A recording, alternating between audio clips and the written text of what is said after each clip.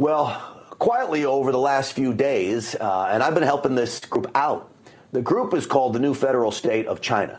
They have been walking the halls of Congress, trying to get members of Congress to sign on to a letter to go to the Judiciary Committee and Jim Jordan to urge him to investigate China's ties into the federal government. It's an investigation that needs to happen, which is why I want many members to sign on to this letter. Nicole is a member of the New Federal State of China, a group that wants to overturn the Chinese Communist Party and ultimately take over China. Nicole, welcome to the program. Hi, Grant. Thank you for having me. It's so great to be here. Well, it's so great to talk to you, and I want everyone to know you're an American citizen now, but you weren't always. You escaped China. You were in Tiananmen Square during that protest that we all watched with wide eyes open, and yet you come here. Tell me about the New Federal State of China and how important this mission is of yours. Absolutely. The New Federal State of China was founded by Mr. Mao Guo and Steve K. Bannon on June 4th, 2020. And with a special mission to take down the Chinese Communist Party.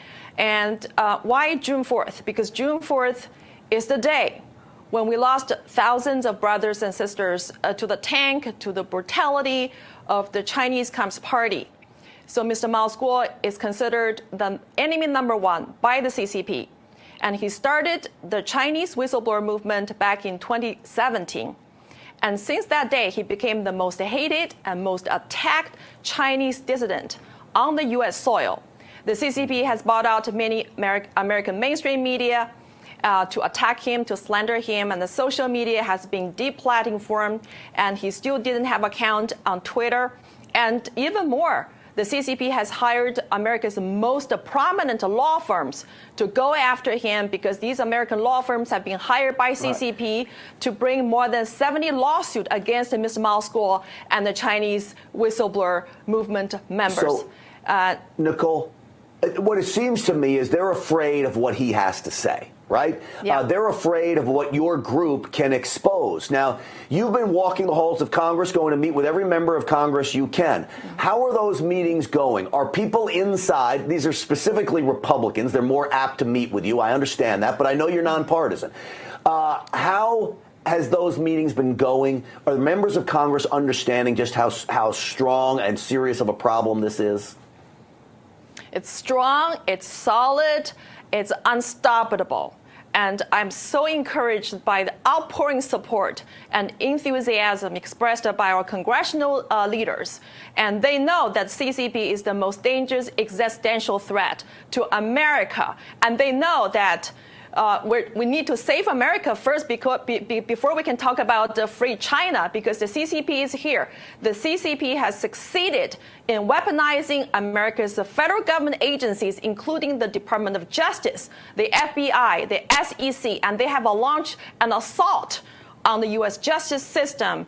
And their goal is very clear, is to take down America. So before CCP take down America, we need to take down the CCP, and we need congressional leader support from both aisles, because united we stand, we'll have a better chance to take down CCP sooner. Nicole, I believe that China needs the United States for its economy to run. I mean, look, we have a huge trade deficit with China. China is eating our lunch when it comes to that stuff. We need China as well. Sadly, we need China more than we should need China. We rely on them for a lot of things. War would not be in the best interest of either country. So when you say China wants to destroy America, can they financially afford the destruction of America? What would that do to China? China needs America as much as America needs China from an economic standpoint.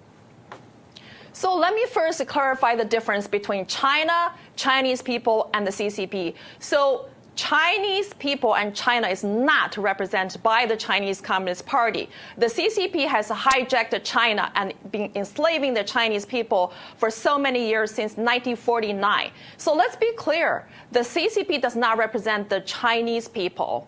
And then when we're talking about the economy, that whole global economy is actually the biggest slavery of the 1.4 billion Chinese people. The CCP has stolen American jobs and put them into China and enslaved the Chinese cheap labor. And that is the slavery. So that is not economy. That's slavery. And we need to end this slavery by decoupling from the CCP economically, diplomatically, trade, and militarily, everything. We need to cut off the tie with the CCP. And America should establish a normal and diplomatic and economical normal relationship with the Chinese people, represented by the new federal state of China, which is now have been followed by more than 600 million people around the world, including those in China. That, Nicole, is the key, is to get rid of the Chinese Communist Party and let the people of China finally have their country back. It's so great to have you on this program. How can people help you?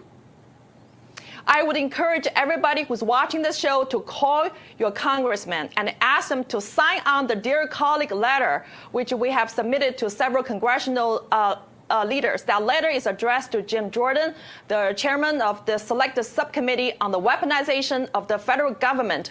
We asked the Congress to start an investigation into CCP's weaponization of the DOJ, SEC, and the FBI and Southern District of New York, and look into the lawsuit brought by the CCP against Mao School, CCP's enemy number one. Mr. Mao School is CCP's most feared enemy, and he's now facing more than 70 lawsuits brought against him by American top law firms hired by the CCP. And we need to look into the cases and find out who is enabling the CCP inside the DOJ, the FBI, the SEC, and the Southern District of New York. Yeah, and as you mentioned, it goes far beyond just one man. This is about the safety and security of America. It's about the people of China, and it is a very, very important issue. Nicole Tsai, I appreciate you coming on. I appreciate you putting up a fight with the new federal state of China. Thank you.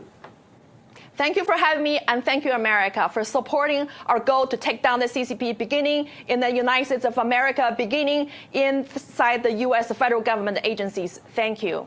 Well, that is a goal that Stinchfield's Army can get on board with. I can promise you that, Nicole. Thank you.